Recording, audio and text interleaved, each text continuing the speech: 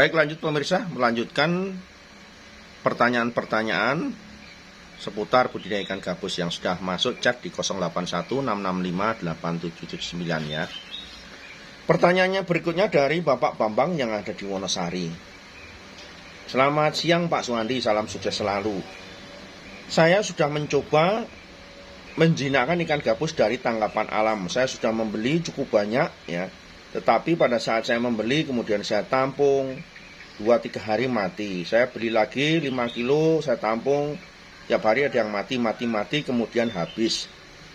Biasanya di bagian badan itu timbul merah-merah Pak, kulitnya merah-merah.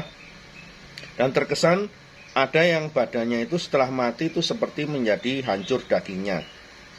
Nah, bagaimana Pak Suwandi tips membeli ikan gabus liar agar pada saat ditampung di kolam tidak banyak terjadi resiko kematian? Mengingat saya hampir saja putus asa Pak. Dalam kondisi sekarang ini saya tidak lagi membeli yang dari alam. Mohon tipsnya Pak agar saat membeli ikan gabus dari alam saya bisa mendapatkan ikan itu hidup dan bisa saya pelihara menjadi indukan. Terima kasih Pak Suwandi. Kalau ikan gabus liar Pak, itu kalau memang Bapak mau menjinakkan dari ikan gabus liar, pertama yang harus diperhatikan Pak, itu ikannya itu saat Bapak membeli, itu ikannya usahakan dalam proses penangkapan si pencari itu tidak menggunakan setrum Pak ya. Pertama jangan menggunakan setrum ya, dan jangan beli di ikan yang sudah ada di pasar ya. Kalau Bapak beli ikan yang sudah ada di pasar, waduh Pak, itu sudah dalam proses perjalanan yang melelahkan, ikan sudah banyak yang rusak ya.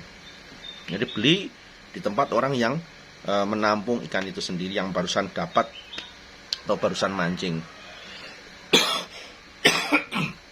Dan usahakan saat Bapak membeli ikan dari para peternak ataupun pencari itu, usahakan dalam proses dia sejak dia mancing sampai ke rumah bawanya pakai air Pak.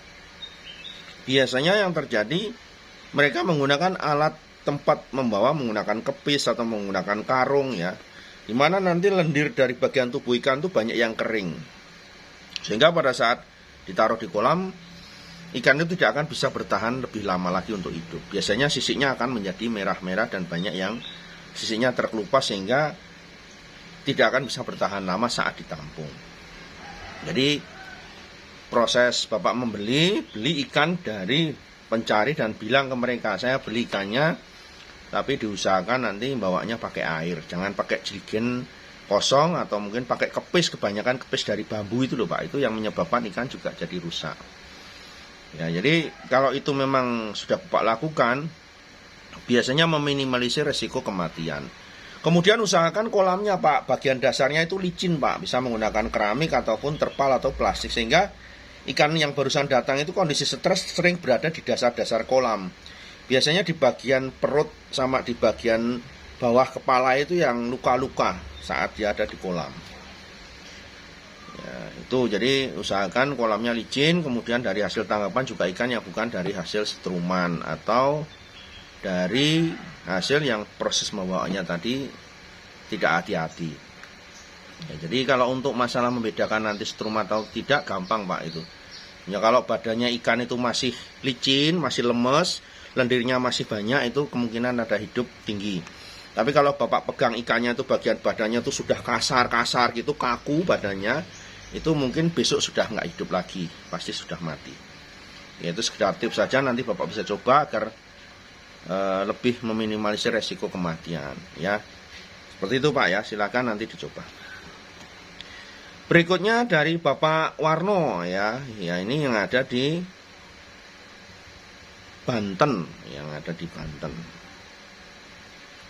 Salam sukses ya channel Dunia Ikan Gabus. Saya selalu pantau terus channel Bapak, tidak pernah terlambat dan selalu mengikuti channel Pak Suwandi. Terima kasih sudah banyak berbagi ilmu untuk saya yang baru memulai budidaya ikan gabus. Yang mau saya tanyakan Pak Suwandi, untuk harga ikan gabus di tempat Pak Suwandi saya lihat di tayangan itu 90.000 per kilo. Ada yang 100.000 per kilo. Itu kriterianya yang seperti apa Pak yang bisa masuk harga 90.000 dan 100.000 per kilo tadi? Apakah itu hasil budidaya atau hasil tangkapan alam? Mohon pencerahannya Pak Suwandi. Terima kasih. Untuk ikan gabus yang harga 90.000 per kilo itu ikan yang beratnya 500 gram. Jadi 500 gram setengah kilo Pak, satu ekor. Setengah kilo, jadi 1 kilo isi 2. Bisa budidaya maupun tangkapan alam. Ya, silahkan. Mau yang budidaya maupun tangkapan alam tidak masalah. Harganya tetap sama. Kemudian yang 100.000, ya misalkan yang tadi 5 on, 6 on, 7 on, 8 on, 9 on itu masuk yang 90.000 per kilo. Kemudian yang 1 kilo, 1,1, 1,2 sampai 1,5 kilo sampai 2 kilo itu harganya 100.000 per kilonya ya. Dan ikan dalam kondisi sehat, tidak dalam kondisi luka-luka ya. Baik Pak ya. Lanjutkan pertanyaan berikutnya dari Bapak Ahmaduddin ya. Ahmaduddin yang ada di Solo ya, Sukoharjo, Solo ya. Saya mau bertanya Pak Suwandi, untuk proses pembesaran di kolam ikan, saya punya kolam ikan bekas lele, apa yang harus kita lakukan proses awalnya Pak Suwandi? Terima kasih.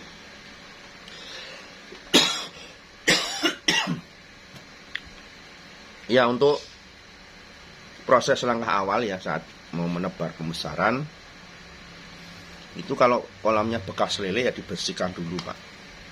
Bersihkan. Kemudian langkah baiknya nanti disterilkan dulu, direndam dengan obat antivirus dan bakteri dulu. Ya, sebatas terakhir Bapak mengisi air kolam. Jadi kalau misalkan kemarin air kolamnya itu 1 meter, ya nanti kolam itu diisi lagi air 1 meter. Kemudian baru ditebarkan obat antivirus dan bakteri di kolam. Ya, untuk pencegahan direndam 1 kali 24 jam. Ya, bagusnya kemudian dicampur dengan klorin ya, kaporit. Kaporit bubuk Pak. Ya, 1 meter kubik air, nah, itu diisi 3 sendok makan kaporit bubuk tadi. Direndam, diaduk-aduk sampai 1 kali 24 jam. Setelah itu baru nanti besok dikuras. Ya, dikuras, dibuang airnya, siram lagi, kemudian diisi baru diendapkan. Ya, itu sudah bisa ditebar ikan gabus antara 3 sampai 4 hari atau mungkin 1 minggu diendapkan. Bisa nanti bibit sudah bisa masuk ke situ. Oke Pak ya, selamat mencoba. Berikutnya pertanyaan dari Ilham yang ada di Cilacap. Salam sukses dunia ikan gabusnya Pak Suwandi. Saya subscribernya Pak Suwandi. Saya selalu mengikuti jawaban-jawaban Pak Suwandi di channel Dunia Ikan Gabus. Yang ingin saya tanyakan, saya orang awam di dunia perikanan, cuman saya melihat apa yang Pak Suwandi sampaikan ini lebih mudah dimengerti, ya, lebih mudah diaplikasikan dalam proses budidaya ikan gabus. Dibanding kita harus melakukan teori-teori yang menurut saya kadang malah membingungkan saya sendiri. Saya bukan orang perikanan tapi harus berpikir tentang masalah suhu, masalah pH air dan macam-macam, saya tidak paham di bidang itu Pak. Kalau menurut Pak Suwandi, bagaimana dengan adanya statement-statement budidaya yang mengedepankan teori-teori sebelum kemudian kita praktek Pak Suwandi? Terima kasih Pak Suwandi. Ya, kalau saya sih begini Mas. Kalau teori itu boleh-boleh saja ya, sah-sah saja. Dalam orang budidaya itu teori juga penting ya, praktek juga penting. Cuman kalau saya, karena memang orientasi saya adalah seorang yang ingin menjadi seorang pengusaha di perikanan, saya lebih mengedepankan jam terbang saya ya.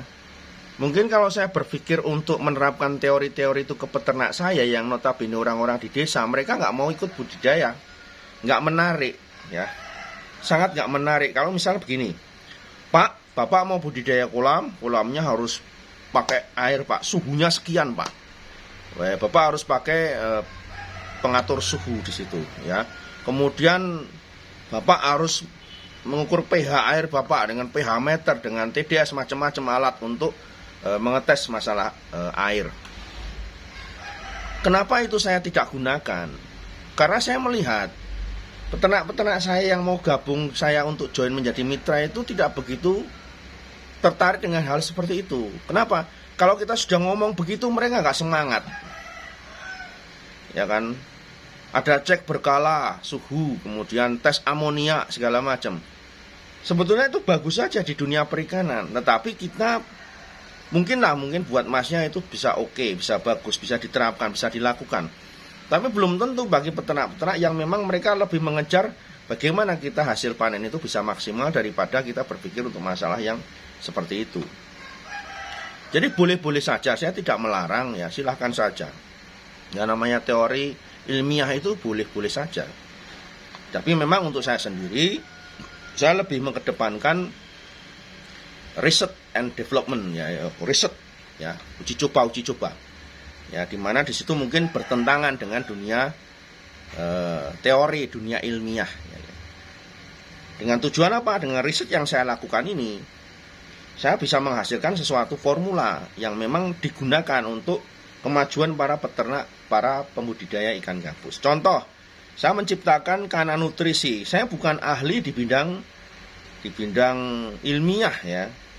Tetapi di situ kana nutrisi adalah perpaduan dari vitamin-vitamin yang memang saya buat digunakan untuk ikan. Ya, di mana di situ hanya otodidak saja, bukan berdasarkan teori ilmiah yang baik ya. Hanya saja ending dari produk yang saya miliki itu kita labkan, kita teskan, kita uji cobakan dengan cara teori ya. Masuk lab, kemudian dites kandungannya apa, oh ternyata hasilnya juga baik ya, tidak ada unsur yang berbahaya. Nah di situ akhirnya keluarlah kana nutrisi. Berarti apa di situ? Yang penting di situ adalah trial, coba, berani mencoba ya. Jadi kalau kita bicara orang usaha itu berkaitan dengan masalah praktek, lebih banyak prakteknya. Karena kita kalau budidaya ya kita merawat ikan, nguras kolam, segala macam itu kan lebih banyak kita bekerja daripada kita berpikirnya ya. Lebih banyak menggunakan fisik dan daripada menggunakan akal kita untuk berpikir lebih dalam lagi, kan tidak juga. Ya orang nggak sekolah saja bisa kan gitu. Apalagi orang yang sekolah akan tentu lebih bisa lagi. Orangnya IQ-nya pas-pasan juga bisa berhasil, apalagi orang yang IQ-nya tinggi kan gitu. Jadi kalau saya lebih mengedepankan uji coba, praktek saja.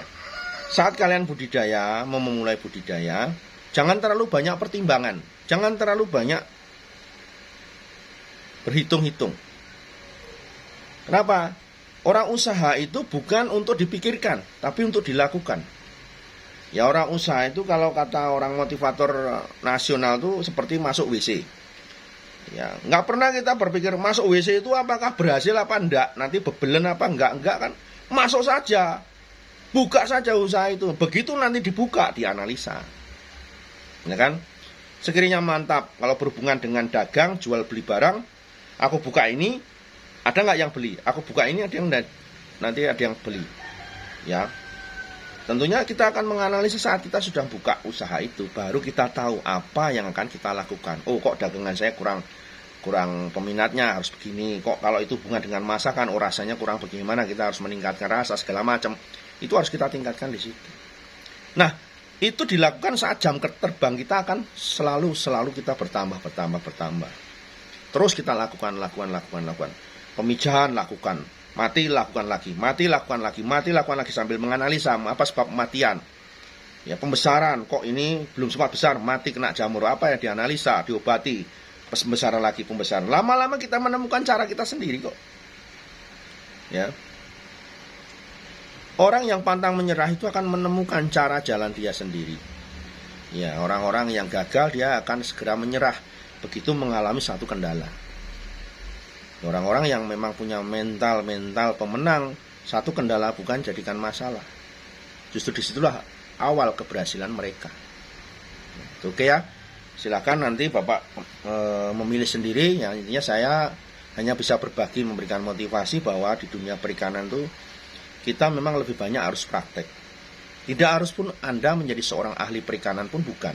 Tetapi dengan Anda menjadi seorang pelaku usaha yang terus-menerus lakukan terus tanpa henti, konsisten, fokus pada satu bidang, kalian akan berhasil dan menemukan jalan permasalahan yang selama ini mungkin kalian hadapi sendiri. Ya, mungkin termasuk dengan masalah ikan mati segala macam, itu juga Anda akan menemukan sendiri jalannya. Bukan kata Pak Suwandi, tetapi apa? Ikan Anda yang tahu nanti Anda sendiri, bukan Pak Suwandi. Pak Suwandi hanya memberikan jalan bahwa dalam usaha perikanan itu kita harus memang semangat, kita harus punya tujuan, punya impian, dan kita punya cita-cita di situ. Bukan hanya sekedar usaha sampingan. Ya, jadi jika itu yang sudah menjadi tujuan, maka akan semangat. Apapun yang terjadi dengan ikan kita, baik itu dengan teori, dengan praktek, kita akan mencari solusi permasalahan yang kita hadapi. Oke, sukses untuk teman-teman semua, dan jangan kemana-mana, ikuti channel Dunia Ikan Gabus. Assalamualaikum warahmatullahi wabarakatuh.